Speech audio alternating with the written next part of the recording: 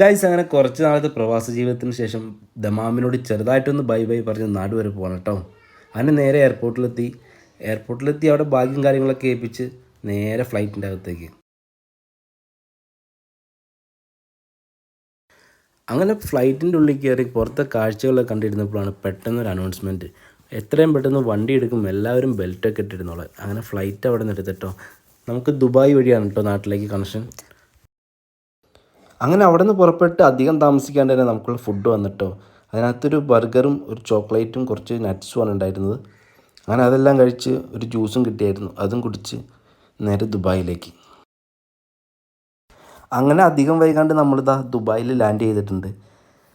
അവിടെ നിന്ന് ഇറങ്ങി നേരെ ബസ്സിൽ കയറി എയർപോർട്ടിൻ്റെ അകത്തേക്ക്. ദുബായിലായിരുന്നെങ്കിൽ അത്യാവശ്യം തിരക്കുണ്ടായിരുന്നു കേട്ടോ. അവസാനം എന്താ നമ്മുടെ ഫ്ലൈറ്റിലേക്ക് എത്തി. അങ്ങനെ ഇവിടുന്ന് നേരെ കൊച്ചിയിലേക്ക്. പിന്നെ ഫ്ലൈറ്റ് എടുത്ത് കുറച്ച് കഴിഞ്ഞപ്പോഴത്തേക്കും നമുക്കുള്ള ഫുഡ് എത്തി കേട്ടോ. ഈ ഫ്ലൈറ്റിലെ ഫുഡിനെ പറ്റി പറയാണ്ടിരിക്കാൻ പറ്റില്ല, ഒരു രക്ഷയില്ലാത്ത ഫുഡായിരുന്നു. വൈകിട്ട് ചിക്കൻ ബിരിയാണി ഉണ്ടായിരുന്നു, ബ്രെഡ് ഐറ്റംസ് ഉണ്ടായിരുന്നു, സാലഡ് ഉണ്ടായിരുന്നു, അങ്ങനെ കുറേ എന്തൊക്കെ ഉണ്ടായിരുന്നു. അങ്ങനെ അതെല്ലാം കഴിഞ്ഞ് നാട്ടിലെത്തി എല്ലാവരും കാണുന്നൊരു മൂമെൻ്റൊക്കെ ഇങ്ങനെ ഓർത്ത് കിടന്നു.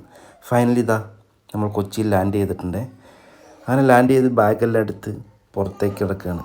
ഇനി അങ്ങോട്ടുള്ള ഓരോ മൂമെൻറ്റും അത് പറഞ്ഞു തരാൻ പറ്റില്ല. അത് ശരിക്കും പ്രവാസികൾ അനുഭവിച്ചറിയുന്ന ഒരു സുഖമാണ്.